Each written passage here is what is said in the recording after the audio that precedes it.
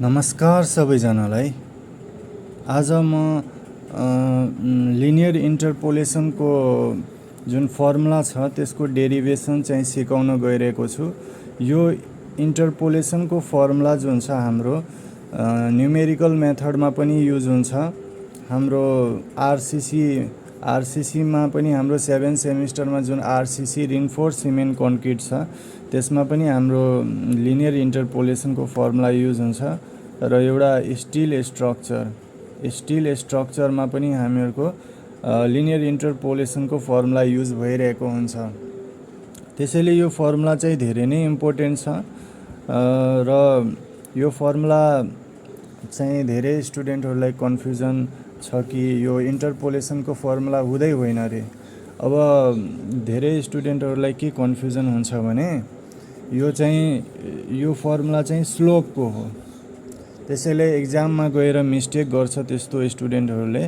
अनि एक्जाममा चाहिँ गएर मिस्टेक गरेपछि अनि त्यस्तो स्टुडेन्टहरूलाई थाहा हुन्छ कि पछि गएर थाहा हुन्छ कि यो इन्टरपोलेसनको फर्मुला हो। तर स्टुडेन्टहरू चाहिँ मेन ध्यान दिएकै हुँदैन कि यो चाहिँ कसको फर्मुला हो भनेर। उनीहरूलाई के लाग्छ भने यो स्लोपको फर्मुला हो। तर यो चाहिँ स्लोपको फर्मुला हुँदै होइन।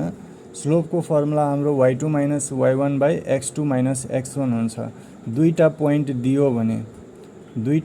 दियो भने म स्लोपको फर्मुला पनि भनिदिँदैछु, कन्फ्युजन नहुनु होला। स्लोपको फर्मुला हुन्छ y2 - y1 / x2 - x1। न कि यो फर्मुला चाहिँ स्लोपको हुँदै होइन। y - y1 = y2 - y1 / x2 - x1 × x - x1। यति चाहिँ यो स्लोपको फर्मुला चाहिँ कहिले पनि हुँदैन। अब धेरै स्टुडेन्टहरूलाई कन्फ्युजन के छ भने यो चाहिँ स्लोपको फर्मुला हो अरे। तर यो चाहिँ स्लोपको फर्मुला कहिले पनि हुँदैन। अब धेरै स्टुडेन्टहरूले मिस्टेक चाहिँ यसैमै गर्छ।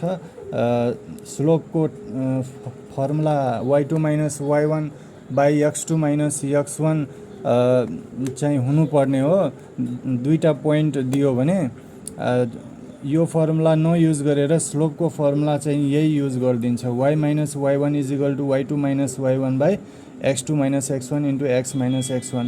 यो चाहिँ हाम्रो स्लोपको फर्मुला हुँदै होइन। त्यसैले त्यस्तो स्टुडेन्टहरू कुनै स्टुडेन्टहरूलाई धेरै ओभर कन्फिडेन्स हुन्छ। त्यस्तो ओभर कन्फिडेन्समा उनीहरूले यो त्यस्तो भनेको हुन्छ कि यो स्लोपको फर्मुला चाहिँ हुँदै होइन। यो स्लोपको फर्मुला यो फर्मुला यादै हुँदैन। अनि यो चाहिँ स्लोपको फर्मुला भनेर यो चाहिँ एप्लाई गरेको हुन्छ।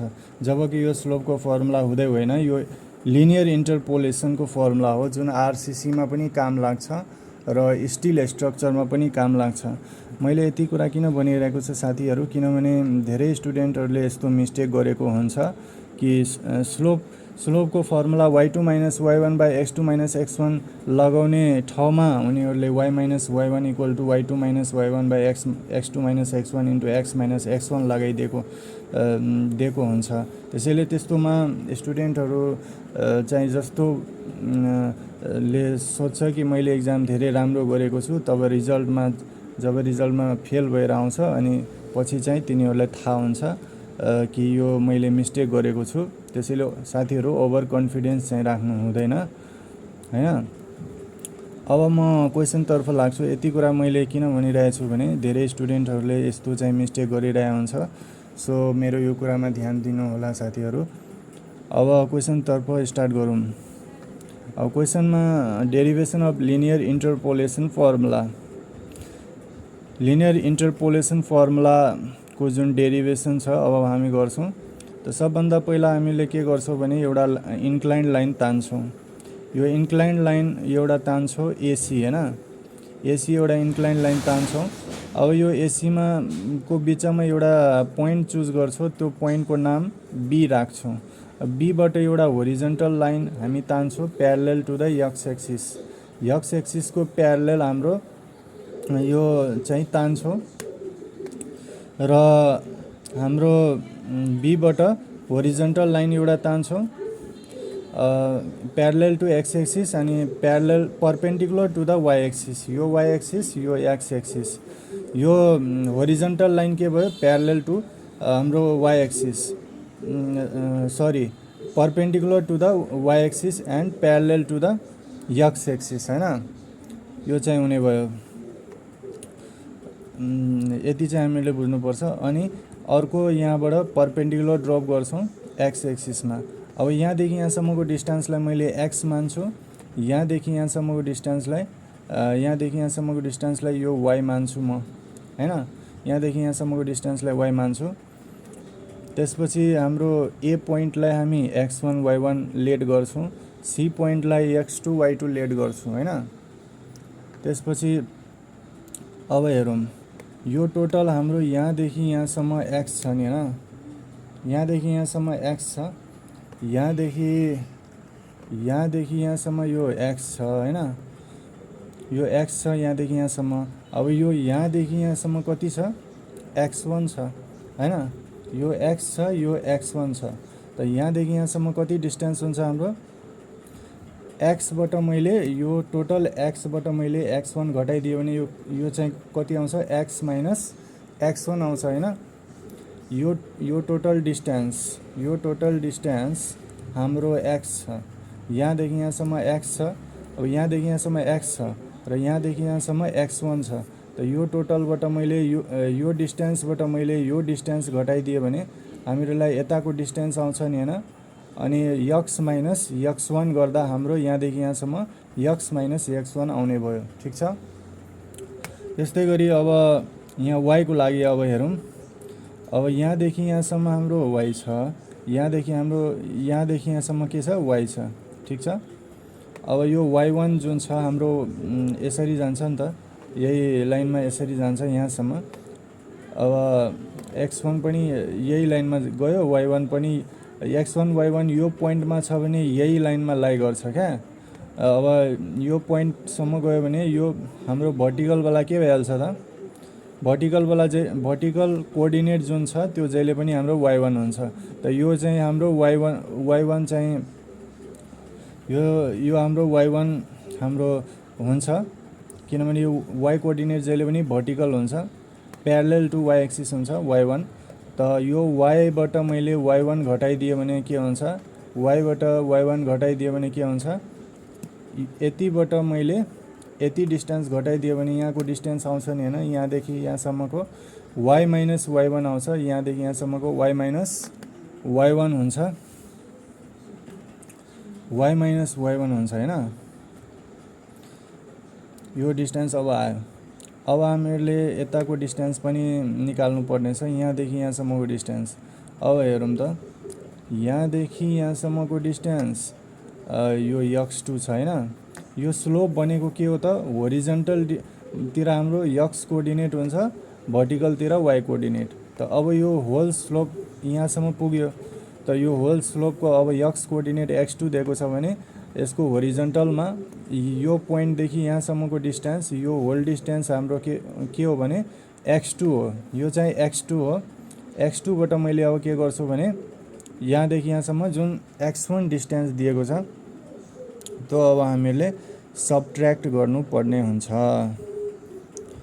सबट्र्याक्ट अब मैले चाहिँ गर्नुपर्ने हुन्छ, x2 बाट मैले x1 घटाउँछु भने त्यति आइदिन्छ, x2 माइनस x1, यो x2 माइनस x1।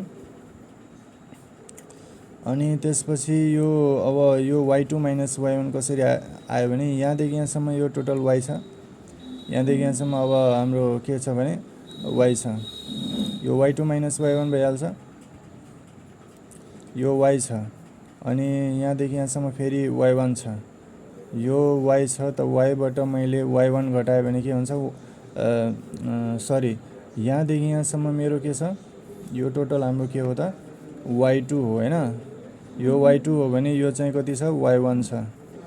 यो y2 बाट मैले y1 घटाइदियो भने के हुन्छ, y2 बाट मैले y1 घटाइदियो भने यहाँदेखि यहाँसम्मको डिस्टेन्स आउँछ y2 माइनस y1, त्यही आएको हो।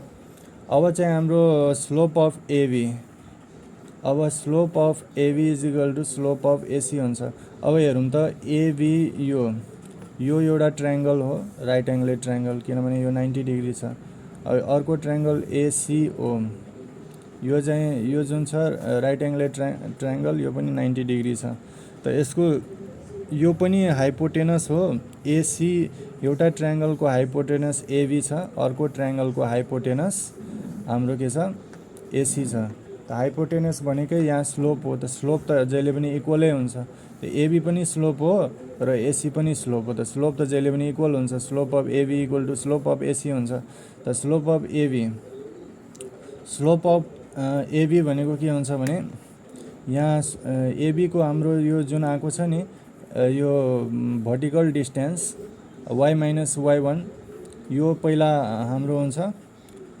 स्लोप भनेको यसरी पनि हामी लेख्न सक्छौँ, y coordinate by x coordinate, यो पनि हुन्छ स्लोपको फर्मुला। एउटा यो पनि हामीले यसरी बुझ्नुपर्छ, slope is equal to y coordinate by x coordinate. त यहाँ एबी ओ ट्रायंगलमा हाम्रो, यो ट्रायंगलमा हाम्रो y कोअर्डिनेट के आएको छ, y माइनस y1 हैन। त y माइनस y1 भयो, y कोअर्डिनेट x कोअर्डिनेट, यहाँदेखि यहाँसम्मको जुन डिस्टेन्स आएको छ x माइनस x1, यो चाहिँ हाम्रो आउँछ हैन, x coordinate, y coordinate by x coordinate हाम्रो x माइनस x1 आएको छ। अब स्लोप अफ एसी, एसी यहाँदेखि यहाँसम्म छ। त यसको हाम्रो भर्टिकल सी पोइन्टदेखि यतासम्म जान्छ भर्टिकल डिस्टेन्स, र होरिजन्टल डिस्टेन्स हाम्रो यो इन्डदेखि यो इन्डसम्म, यो जुन होरिजन्टल डिस्टेन्स जे छ त्यो हामीले लिनुपर्ने हुन्छ। त यो हाम्रो भइहाल्छ x2 माइनस x1, यो टोटल हाम्रो हो x2 माइनस x1, यसरी बुझ्नुपर्छ। यति मात्रै होइन, यो टोटल हाम्रो x2 माइनस x1 हुन्छ, यसरी हामीले बुझ्नुपर्छ। त x2 minus y2 minus y1 by x2 minus x1 आउने भयो। त अब हाम्रो के हुने भयो भने y minus y1 is equal to y2 minus y1 by x2 minus x1, y2 minus y1 by x2 minus x1 into x minus x1। अब हाम्रो डेरिभेसन चाहिँ प्रुभ भइसक्ने भयो साथीहरू। यो लिनियर इन्टरपोलेसनको यो फर्मुला चाहिँ यही नै हुन्छ।